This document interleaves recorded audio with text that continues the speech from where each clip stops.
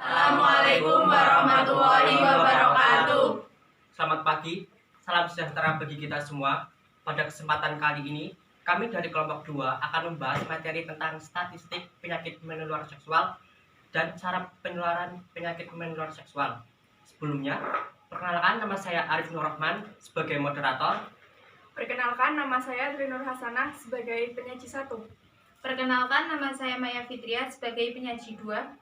Perkenalkan, nama saya Jelita Restiani Ayu Lestari sebagai penyaji 3.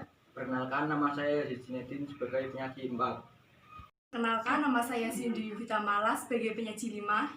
Perkenalkan, nama saya Invasiani Asyira sebagai penyaji 6. Perkenalkan, nama saya Lia Okta Pradika sebagai penyaji 7. Perkenalkan, nama saya Hafiz Dikri Permana sebagai penyaji 8. Pertama, mengenai data statistik kejadian penyakit menular seksual akan disampaikan oleh penyaji 1-4. Kelompok kami mengambil contoh dari data frekuensi pasien PMS yang ada pada kedua puskesmas yang ada di Bandar Lampung pada tahun 2015. Pasien terbanyak berobat di Puskesmas Rawat Inap Panjang dibandingkan Puskesmas Rawat Inap Sukaraja.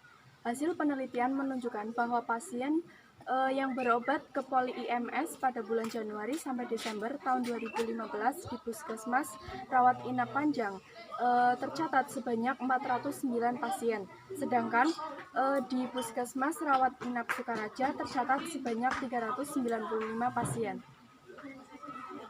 Berdasarkan data dari Puskesmas Rawat Inap Panjang dan Puskesmas Rawat Inap Sukaraja, 5 besar jenis diagnosis PMS terbanyak yaitu BV 178 pasien atau 45%, Certivitis 23 pasien atau 5,8%, UNG 20 pasien atau 4,9%, UG 19 pasien atau 4,6%, dan sifilis 11 pasien atau 2,8%. Berdasarkan data dari Puskesmas Rawat Inap Panjang dan Puskesmas Rawat Inap Sukaraja, jenis kelamin yang terbanyak adalah perempuan 711 pasien atau 177,2% dan laki-laki 93 pasien atau 22,8%. Berdasarkan data Puskesmas Panjang dan data Puskesmas Sukaraja, jenis usia terbanyak yaitu pada usia 25-49 tahun dengan pasien 491 pasien atau 121,7%. Usia 20-24 tahun yaitu 264 atau 66%. Usia di atas 50 tahun yaitu 26 pasien atau 6,4%. Dan usia 15-9 tahun yaitu 23 pasien atau 5,7%.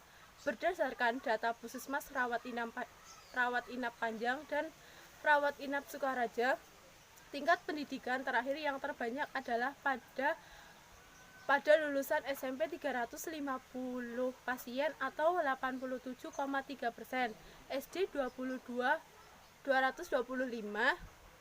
pasien atau 56%, SMA yaitu 204 atau 50,4%. Yang selanjutnya perguruan tinggi yaitu 22 pasien atau 5,4% dan tidak sekolah yaitu 3 pasien atau 0,7%. Selanjutnya, berdasarkan data dari Puskesmas Rawat Inap Panjang dari Puskesmas Rawat Inap Sukaraja, kelompok seksual sebagai faktor risiko terbanyak adalah WPS S32 pasien 133,2%, pasangan istri 137 pasien 33,5%, pelanggan PS 28 pasien 6,8%, dan waria 1 pasien 0,2%.